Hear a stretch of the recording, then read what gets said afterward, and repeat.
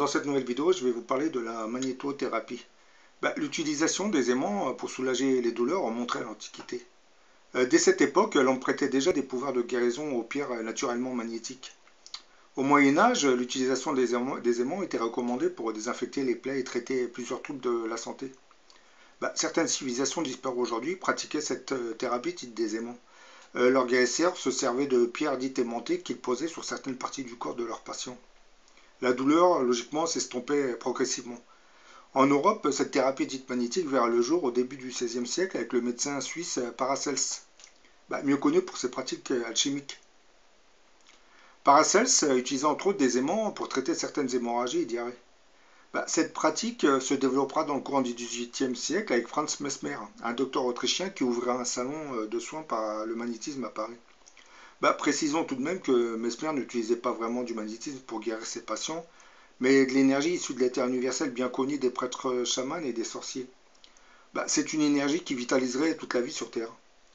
Lors de ces séances de guérison, Mesmer se contentait seulement d'en concentrer une bonne partie qu'il projetait sur le corps des gens venus consulter.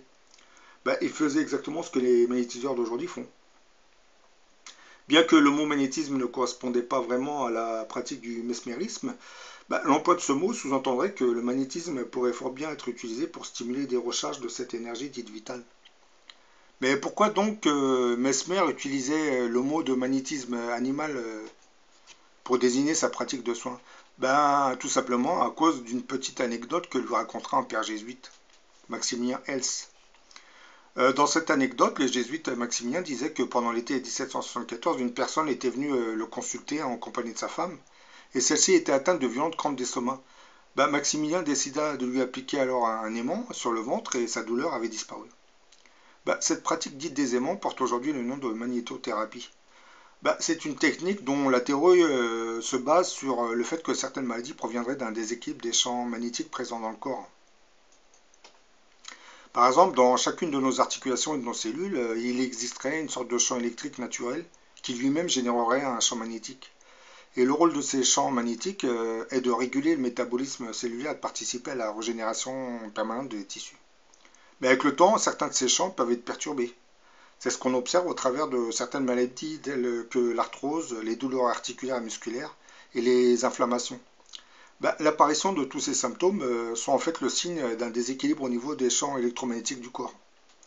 Et pour rééquilibrer le cours normal de l'activité électromagnétique du corps, certains thérapeutes utilisent des aimants qu'ils posent sur la zone du corps malade ou douloureuse. La puissance magnétique active la circulation sanguine et le champ magnétique se diffuse dans le corps et interrompt le signal de la douleur entre un organe et le cerveau. Tous ces aimants stimuleraient en fait des antidouleurs, qu'on appelle anti-inflammatoires du corps, et ça sans devoir passer par le médicament.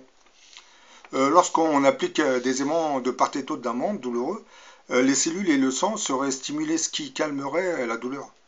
Dans le champ magnétique produit par les aimants posés sur la partie douloureuse, le sang, qui est un conducteur en mouvement, développera progressivement des sortes de micro-courants qui ioniseront les cellules captant l'information de la douleur, ce qui aura pour effet de stimuler des endorphines, c'est une hormone qui calme la douleur.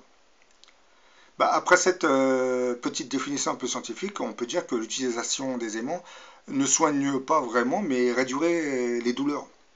La pratique des aimants pourrait fort bien remplacer toutes ces boîtes d'anti-inflammatoires que les laboratoires pharmaceutiques nous vendent quotidiennement et qui leur feraient gagner des milliards et des milliards d'euros ou de dollars. La thérapie magnétique en fait consiste à produire des champs magnétiques pulsés continus dans le traitement de la douleur. Lorsqu'on place par exemple un aimant sur la peau, comme vous voyez là, vous voyez le petit pastis jaune, vous avez la douleur articulaire. Lorsque vous placez un aimant sur la peau, il se produit de multi-courants induits qui inhibent les terminaisons nerveuses et coupent l'information de douleur. C'est une thérapie qui n'utilise pas de médicaments type anti-inflammatoire. Ça repose essentiellement sur l'emploi de champs magnétiques pulsés. Là, je pense qu'on ferait beaucoup d'économies en utilisant ce genre de technologie. Ça nous éviterait de dépenser de l'argent pour acheter des boîtes d'antibiotiques qui enrichissent des laboratoires pharmaceutiques qui pensent qu'à s'enrichir. Mais bon, vous allez me poser la question, comment se pratique la magnétothérapie? Ben, certains praticiens utilisent des aimants qu'ils fixent directement sur la peau grâce à de mini adhésifs. Et dans d'autres cas, on intègre directement les aimants dans des genouillères et des ceintures. Ben, la magnétothérapie soulagerait différentes pathologies telles que les lombalgies, les tendinites et les arthroses. Ben là, sur la vidéo, vous voyez, c'est une table de magnétothérapie. C'est parce que ça se perfectionne de plus en plus.